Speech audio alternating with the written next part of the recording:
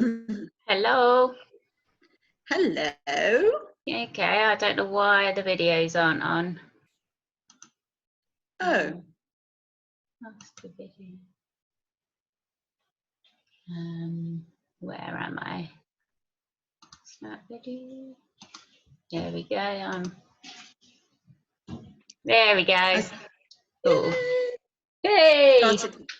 I hadn't started my video. That was what it was.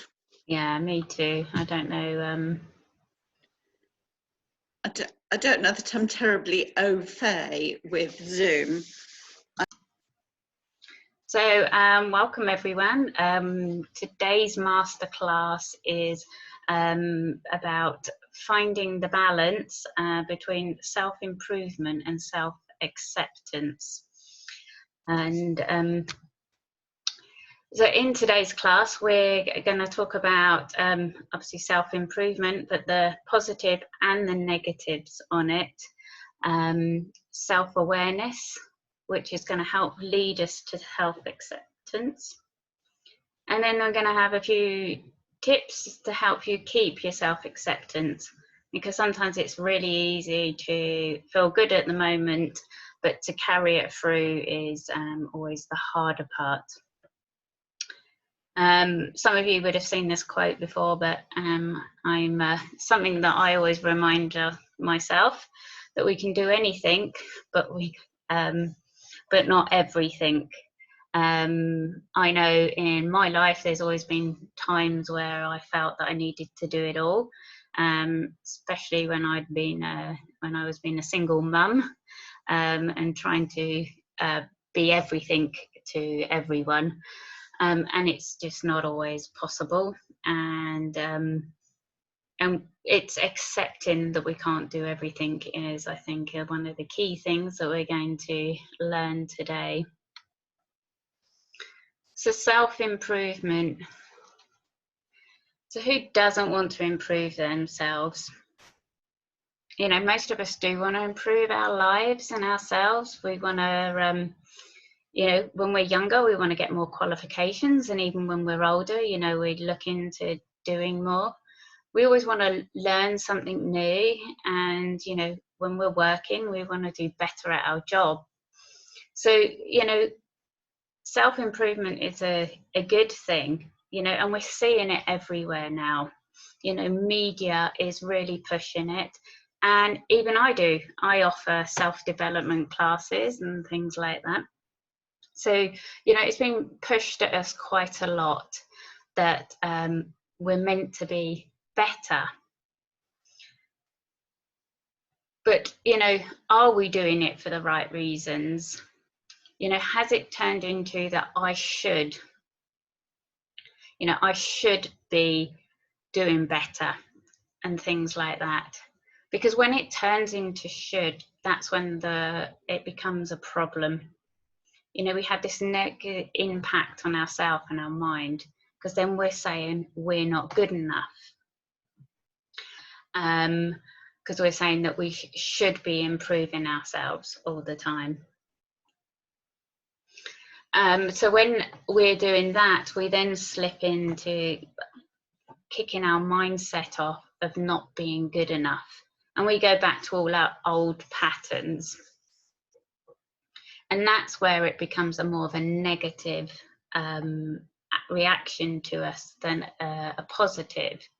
So when we're saying we need to improve ourselves, we're saying we're not good enough. Where that's why when I offer self-development, because you're developing yourself, because we like who we are, but we're choosing to add something. So if we're in the should category, which we've all done this, like I should meditate more, I should be more focused, I should be more compassionate, I should work harder, I should socialize more, I should improve myself, I should eat better. You know, the list is endless. And the biggest one is like, I should be like everyone else. Because we feel that we need to put ourselves, because we start to compare. And that's where the should really comes in, because we start to think, I'm not good enough, I should be different. But self-acceptance is slightly different. Do you accept yourself? It's a question that we don't always actually ask ourselves very often. It's not until we start looking at ourselves more spiritually and self-developing ourselves that it is something that comes up more often. You know, it can sound a bit of an odd question. Let me see, hang on, is that better? Was I blocking your view?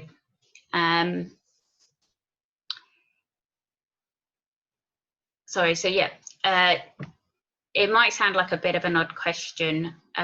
What does it mean accepting ourselves? You know, we would think that we accept ourselves on our daily basis of what we do and how we're getting on, but it isn't an automatic state of mind. You know, we might have trouble accepting everything about us. It's really, really easy to accept the good. And it's funny because just before we started recording, me and Kerry was just chatting about her and her daughter, where she's helping her out when she's doing her university stuff. And she's like, I'm good at this, but I don't touch this part.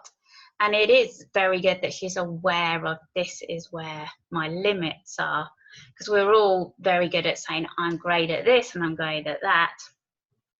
But we sometimes get our flaws and what we see as failures, and we shove them to the side and we hide them, and we don't want anyone to see them, and we don't actually want to admit to them ourselves, because we're feeling that then we're not good enough if we're doing that, because that's not a good thing about us.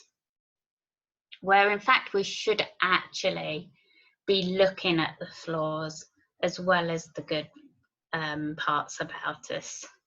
Because one of the key things of being happy is accepting everything about us.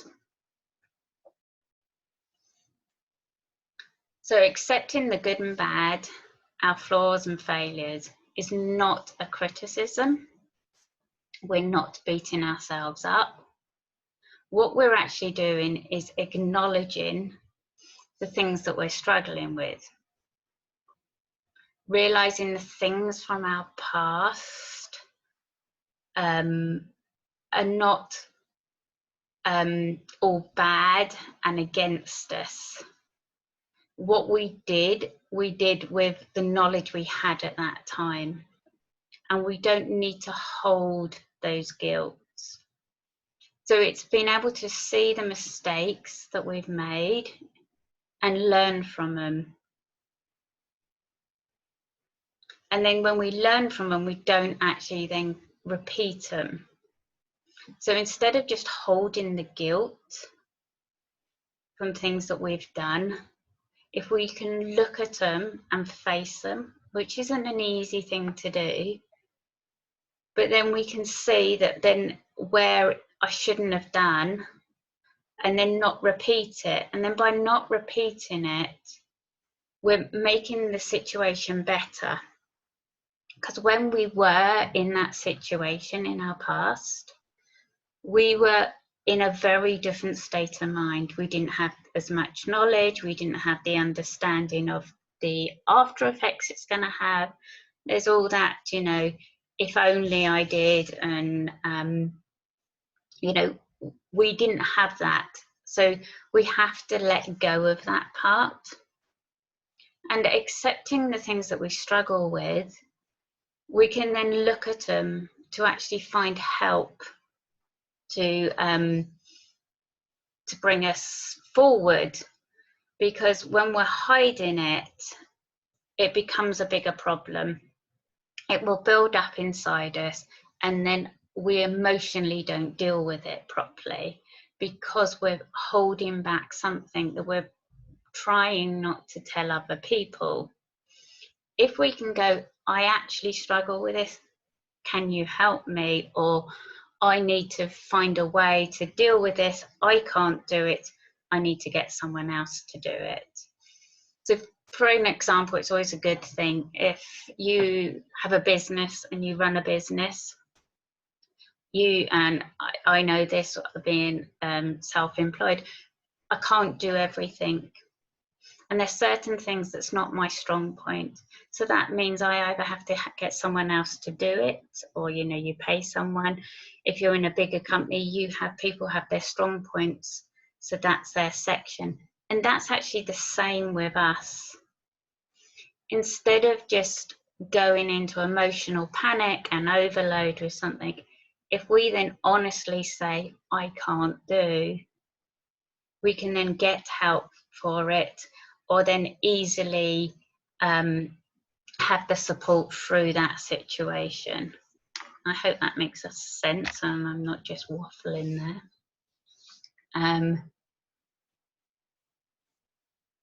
So how do we learn to get self-acceptance? Well, self-awareness is one of the first steps to being able to self-accept, getting in touch with every aspect of us and accepting, you know, the unique and special person we are, in flaws and everything, is a great start to take us forward. So self-awareness part 1, like we were saying, self-awareness and thing is seeing the things that we are struggling with. When we see the things that we're struggling with, we can then drop the ego, because it's the ego that's telling us that I should be able to do this or I should be better. When we drop the ego and acknowledge it, then we can ask for help within the area we're struggling with. And it is sheer ego kicks in.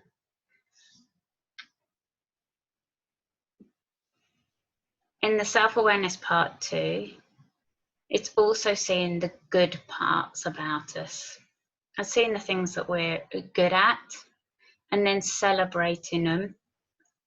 When we celebrate something that we've done well and good, instead of just taking it for granted, because it's really, really easy to go through life and not pat yourself on the back or tell people that you've done well on something, or I've you know, baked a wonderful cake today and it was delicious and everyone liked it, or as Kerry was telling me that she's got loads of spinach and I didn't. So we're patting her on the back for her spinach growing. But we should reward ourselves. We should be pleased with the great things that we do, because when we go through life and don't recognize them, it becomes very mundane and we forget about the great things. And then we focus on the negative more.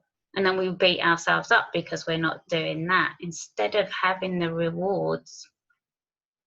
And it's also a good thing when we've rewarded ourselves and celebrated, it's easier to focus on these good points when we want to go into beating ourselves up. And this isn't being big-headed or being in our egos. It's just accepting the strong points and working with them. There's a difference.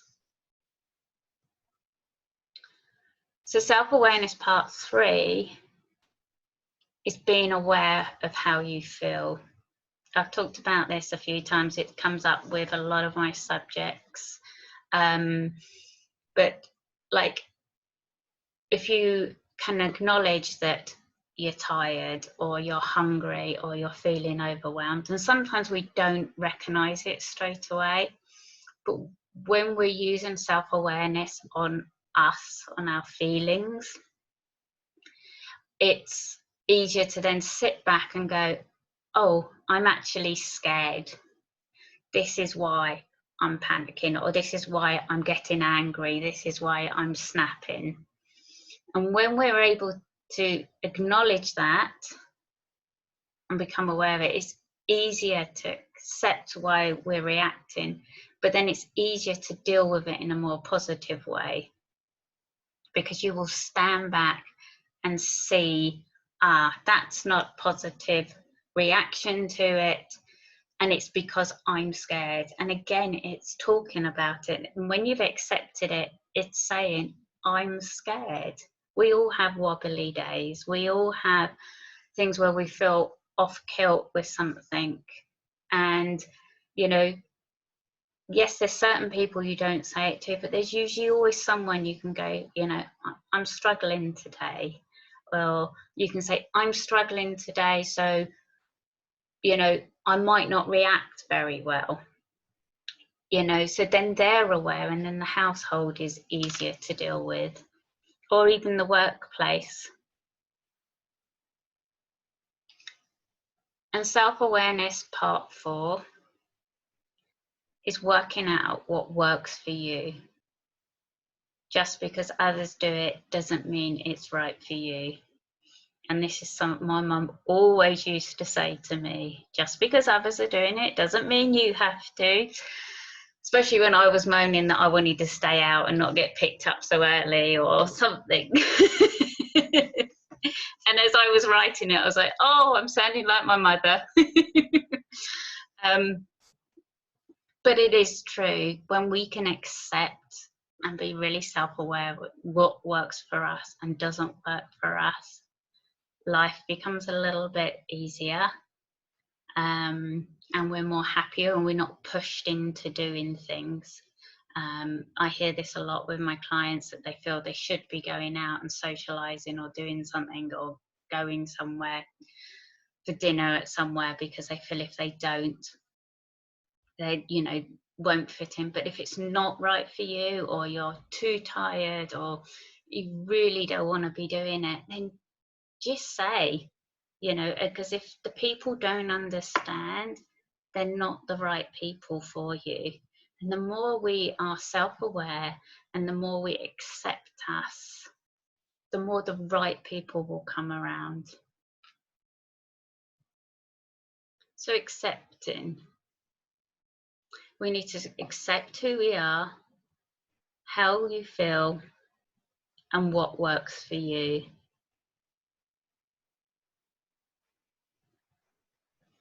So here's a few things about how to keep self-acceptance. So we've talked about self-awareness. So if you have your self-awareness and then set an intention with that. So like we were saying, say it was on the emotions of I'm feeling tired today, and so your set an intention is that, okay, well, I'm going to be pleased if I get through A, B. I'm not sure I'm going to get through A, B, and C today. So set an intention. Or I'm realizing I'm very tired, so I need to take a deep breath before I react to something. Or it can be not just with emotions, with all the different things we've talked about. Having the right people around you, especially the ones that accept you for you, is a great way to keep the boosting of your self-acceptance. And the more we accept ourselves, you will find that people will come and go, but that opens up space for the right people. And because then you're standing there going, this is who I am, the right people will come and be around you. Forgive yourself and refrain from comparing. Do forgive yourself when things you haven't reacted to well, but do also go back and apologize if you've not reacted well. Forgive yourself from your past, and definitely refrain from comparing to others. You don't know what's going on in anyone else's life.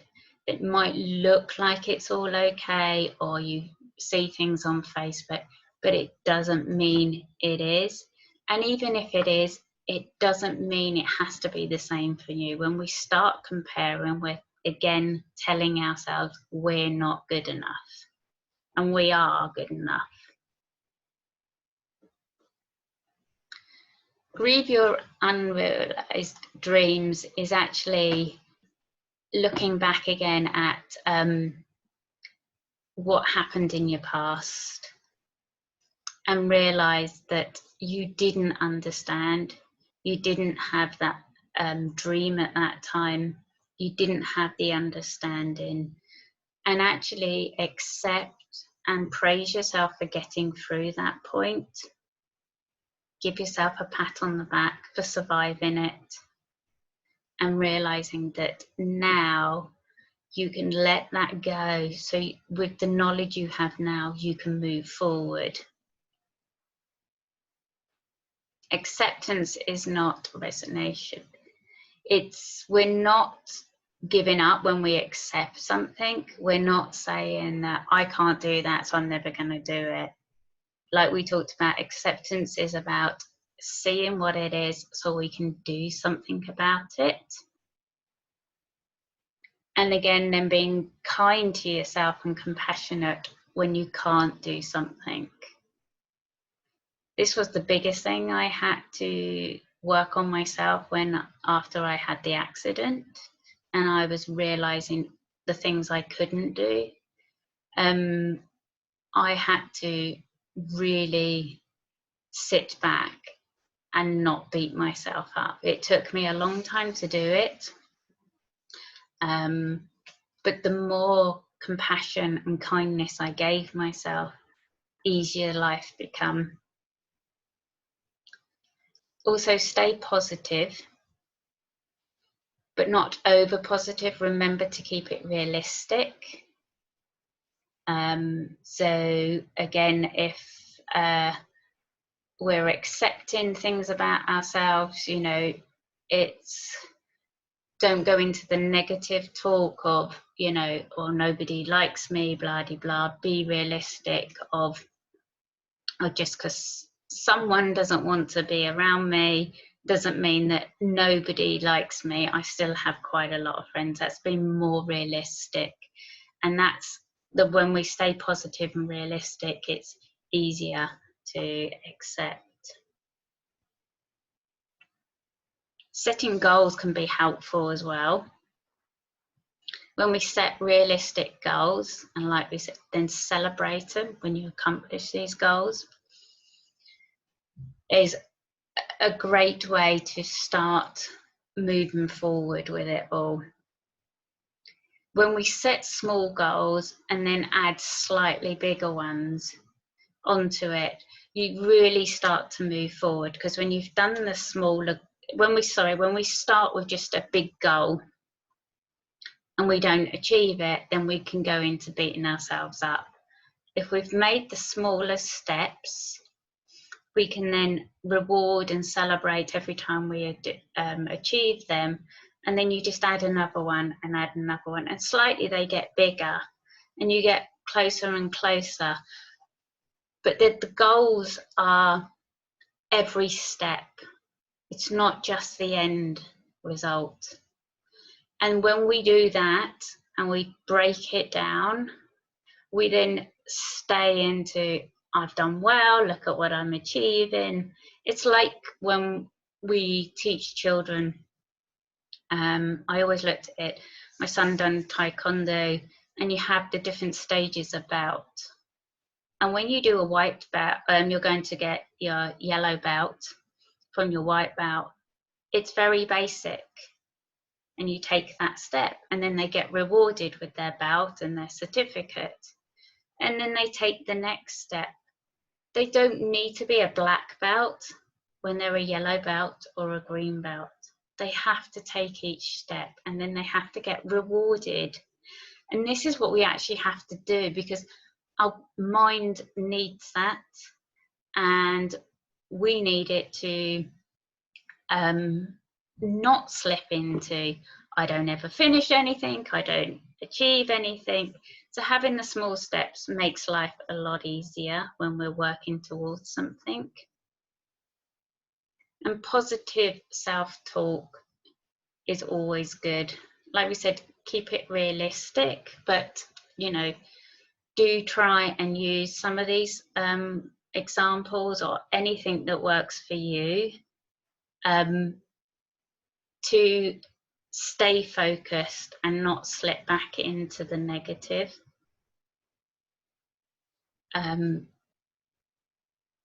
Just work on what is right for you. These are just some examples. I deserve to be happy is a big one, and as much as a load of us will say I am happy, I am, deep down, if you actually say I deserve to be happy regular, it will take you to another level. And I'm allowed to make mistakes and learn from them is a good one to always tell ourselves.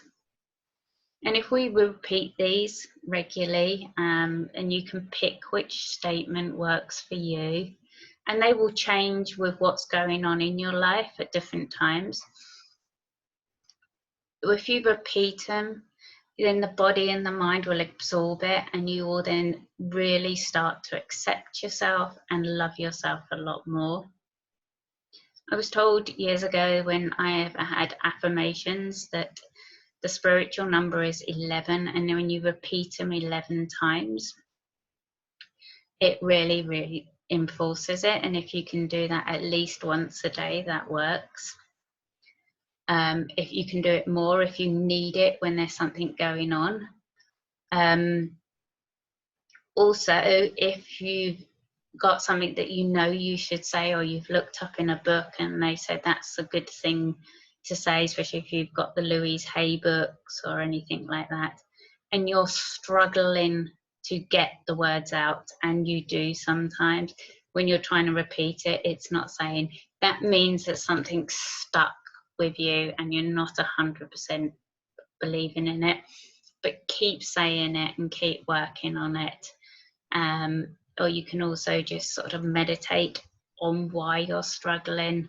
And again, then you look at your emotions and your feelings, but do carry on trying to say it even when you start to choke on them. Just keep saying it and it will naturally come. So like we were saying, be kind to yourself, stop fighting your life in yourself so life isn't such a struggle. So that's actually the end of it. So if you have any questions or anything you'd like to ask.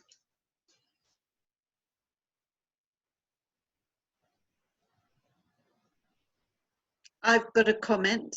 That was incredibly helpful, first of all. Thank you. It's something that I thought about quite a lot, which I have, but you definitely brought up some new things for me to think about. Yeah. One thing that I have personally found quite helpful is to step away from judging something as being good or bad. Yeah. It just is. This is what is. And that does actually help me. As you say, it's not a case of one size fits all. It's not something that everyone's going to be able to do. But I find that's quite helpful. So this is the situation. I'm not judging it. It's just, how does it make me feel? How am I going to handle that? And I've found that quite helpful. Yeah. One thing. Go on. So yeah, it's really hard because you're trying to explain things, and I don't believe that there's good or bad anyway. I don't think these are all words like mistakes. I don't think we ever make mistakes. We do. It's hard to explain. We do make mistakes, but they're not mistakes that stick with us. Because I believe that if we learn from them, it's not. And I don't think that I have bad things about me. They're just things that are there, and I have to learn to deal with them. And you know, so it's really hard because it's not actually good or bad, is it? No, It's there's it's what this and is. this, yeah, there's this and this. And you know, not just from the accident and everything, but we all generally have things that we can't do and things we can do. And I have some very strong sides to me, and I have some, but if I use the word, very weak sides to me. But they're not weak. I don't see them as weak in the sense as that's just part of here, and with support around me, and acknowledging it, they don't feel weak anymore. They feel that's just that side of me. Matt Kahn has an expression he uses a lot, which is deceptively simple, which is love what is. Yeah. And that sounds like it's real easy to do, but it's not. It's not. And in fact, well, you know more than anybody how long I've been thinking, growing, working, whatever. And not long ago, something came up and I thought, wow, it was being enough, deserving. I don't deserve whatever. Yeah. And I looked at it and I thought, well, isn't that interesting? I thought we'd put that one to bed a long time ago, but I didn't.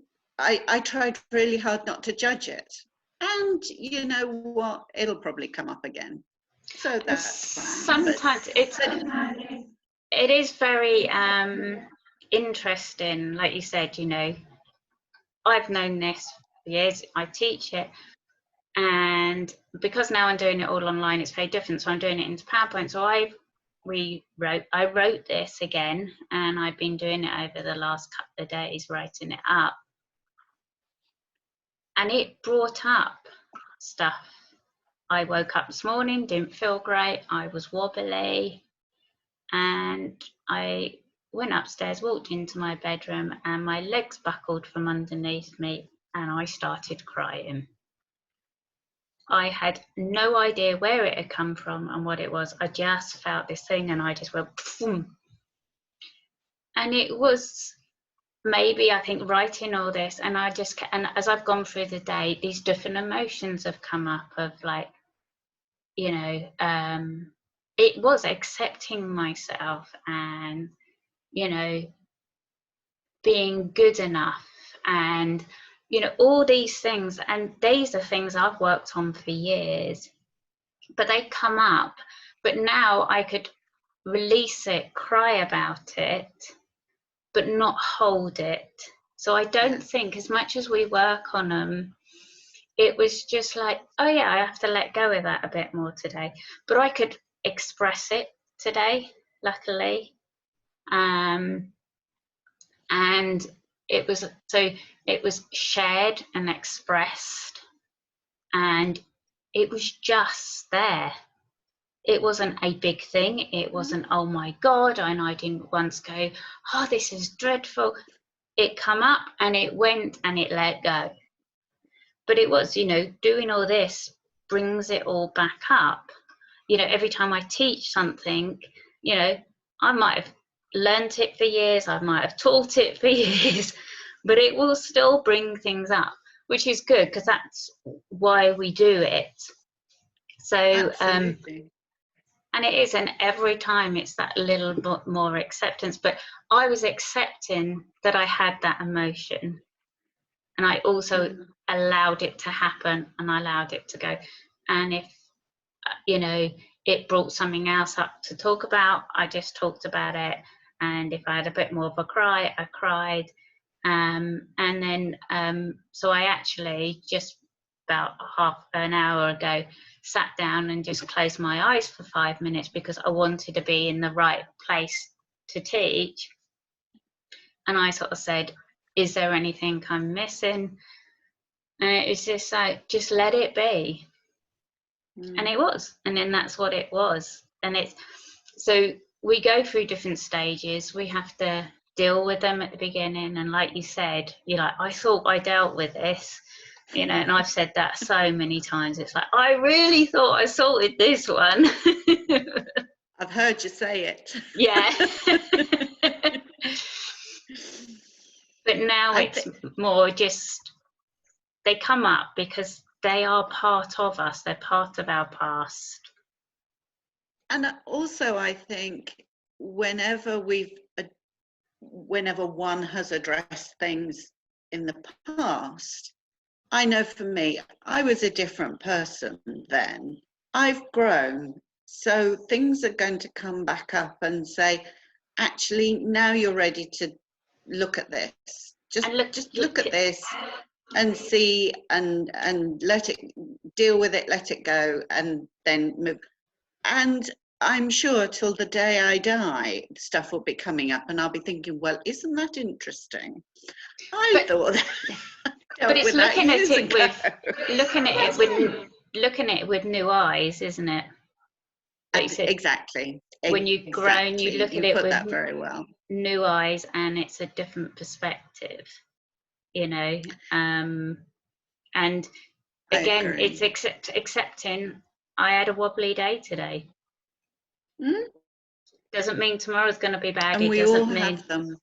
Yeah. And it doesn't mean that, oh my God, I shouldn't have had that day. I should have, because I needed it, you know. And again, so that's what, exactly, accepting what is thrown at us, accepting who we are, what's right for us, are the key things. And it will,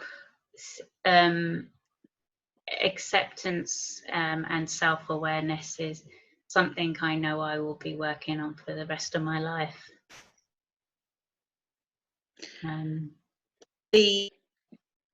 Your final slide, what's in the blue box, is something I hear myself saying to myself, to my daughter, to my friends, very frequently. Be kind to yourself. And I think if people take nothing else away from this presentation, and there's a lot, I'm definitely going to be going back through it and reading and meditating on various aspects. But if you take nothing else away, be kind to yourself, be gentle with yourself, because you deserve it, because you're important. Yeah, exactly. That's well said. You said it first. So I think we will finish on that note, because that's such a good way to end it today. And I'm glad you got some extra bits from this today, and thank you for joining me. Not at all, thank you. You're welcome. All right. And I just stop recording.